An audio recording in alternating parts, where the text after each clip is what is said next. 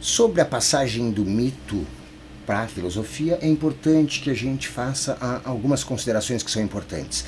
Em primeiro lugar, mesmo que a partir do aparecimento da filosofia e depois a partir de um desdobramento que vai se dar muito tempo depois, muitos séculos depois, apareçam as ciências como a gente entende hoje, com toda a capacidade que elas nos deram de compreender e dominar ou prever os fenômenos naturais, e a partir daí, numa aproximação da técnica,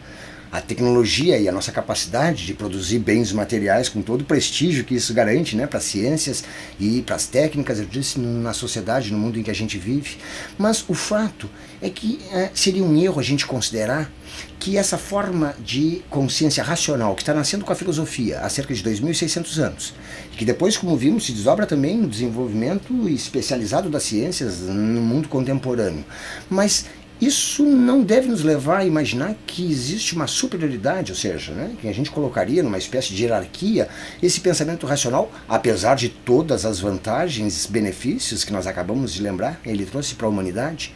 O que eu quero dizer é que os mitos, as religiões e também formas intuitivas de conhecimento que a gente pode perceber, por exemplo, na arte, elas têm um papel, elas têm uma forma de captar e de explicar a realidade que certamente é importante para a humanidade e que a ciência e mesmo a filosofia, né, mesmo com a sua abrangência maior, não são capazes de dar. Ou seja, a ciência pode nos explicar muito a respeito do mundo, da realidade natural e mesmo a respeito do próprio homem, mas não é capaz de nos dar respostas, por exemplo, para questões existenciais, sobre o significado da existência e outras questões que o homem inevitavelmente coloca para si mesmo e precisa responder. De modo que cada uma dessas formas de consciência cumpriu e cumpre, porque é justamente para isso que eu quero chamar a atenção, para o fato de que todas essas formas, mesmo elas tenham surgido, se desenvolvido, né, dentro de uma cronologia em que a forma de consciência mítica depois passa a conviver também com a consciência religiosa, e aí se incorporam elementos éticos normalmente, especialmente nas religiões monoteístas, porque agora temos um único ser supremo e ele vai também ser representativo do que o homem vai tomar por certo, por errado, por justo e injusto, bem e mal, dentro de cada cultura, em que essas religiões vão se afirmando. Mas, voltando ao raciocínio inicial, cada uma dessas formas de conhecer, perceber e sentir o mundo, de explicar o mundo, dão para o homem respostas para questões que ele precisa responder e que necessariamente não são respondidas totalmente por uma delas. Mesmo a ciência, como eu te falei, e a filosofia,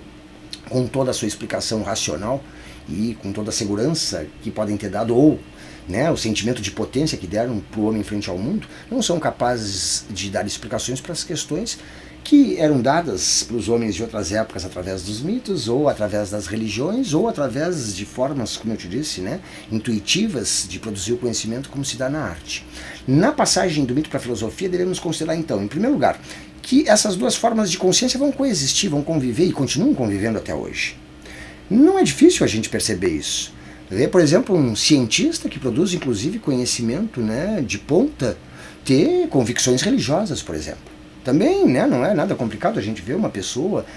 com convicções religiosas, mas que aceita e elabora dentro da sua concepção de vida e de mundo os elementos que a ciência vai trazendo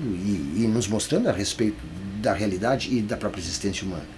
Enfim, é importante a gente lembrar que mesmo lá na Grécia, durante um largo período, o pensamento filosófico nasceu e conviveu com vestígios deixados pelas explicações mitológicas. Além do mais, não podemos esquecer que no próprio mito existia uma certa coerência, uma certa racionalidade, mesmo que ela se expresse dentro daquela linguagem simbólica, metafórica, que é típica dos mitos, que é típica também das religiões.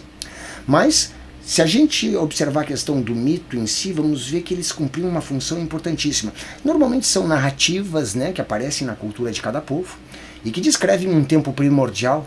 em que teriam sido criadas as coisas da natureza e o próprio homem,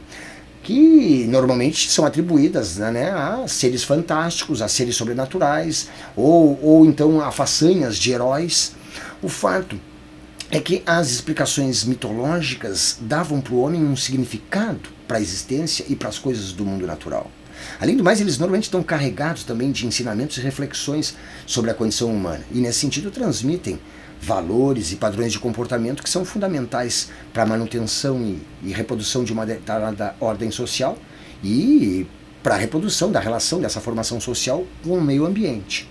Elas normalmente têm um caráter prático, utilitário, operatório, a gente diz também. Além de darem, como eu te disse, para o homem, especialmente nesse período mais remoto, né, da sociedade humana, dão para os homens naqueles tempos primitivos uma sensação de amparo, de segurança, de potência até, de certo modo, frente às coisas da natureza. Essa é uma função fundamental do mito. Ela tem um papel apaziguador, né, no sentido de gerar no homem vamos dizer assim, um mínimo de segurança ou vamos dizer assim, um meio para que ele possa enfrentar a situação de ameaça, né, ou de mistério, vamos dizer assim, através do qual o mundo vai se manifestando para ele. Ou seja, o mito tem essa função, então, de dar uma explicação, um sentido para as coisas, de apaziguar o homem frente às forças da natureza, especialmente numa época em que ele se sentia tão desamparado e tão à mercê dessas forças. Dava também, eu te disse, né, para os homens uma justificativa para o seu papel social, para a sua função dentro da sociedade. Esse é um outro aspecto importante. Nos mitos que aparecem nas culturas, desde as mais primitivas, mas sempre existe também uma explicação não só para as coisas da natureza, mas para a vida, para a morte, para o amor, para o sofrimento, para a doença e para todas as coisas que fazem parte, vamos dizer assim, da dimensão existencial humana propriamente. Ou seja, eles são ricos em ensinamentos e basicamente dão um significado para a existência daquela comunidade e criam ao mesmo tempo os meios necessários para que ela possa reproduzir a sua relação com o meio ambiente. Nesse sentido, repara, durante séculos, milhares de anos, os mitos e as lendas resolveram, vamos dizer assim, ou funcionaram, né, no sentido de atender às necessidades humanas. Ainda hoje, a gente pode perceber a sobrevivência do mito. Aliás, a gente usa com tanta frequência, né, o termo, a gente diz, fulano é um mito para essa geração. Ou, por exemplo, a ideia de que tudo depende do esforço da pessoa é um mito que foi criado para justificar as desigualdades. Enfim, o termo disso ainda é largamente utilizado, às vezes com um sentido um pouco diferente daquele, né, que a gente estava vendo agora. Mas a capacidade, né, de atravessar o tempo e de sobreviver dos mitos talvez resida justamente no fato de que eles são capazes de sensibilizar aspectos profundos e inconscientes mesmo da psique humana. Nesse sentido, eles trazem, vamos dizer assim, uma linguagem própria e uma forma própria de sensibilizar o ser humano ou, né, de alguma maneira mexer com a sua capacidade de perceber, de sentir o mundo e de se relacionar com ele. Ou seja, eles têm um papel importante e se a gente quiser entender, né, toda a trajetória do pensamento, desprezar ou entender o pensamento mítico como algo incoerente, absurdo, sinônimo, né, de atraso ou de uma época ultrapassada, pode ser um erro grave.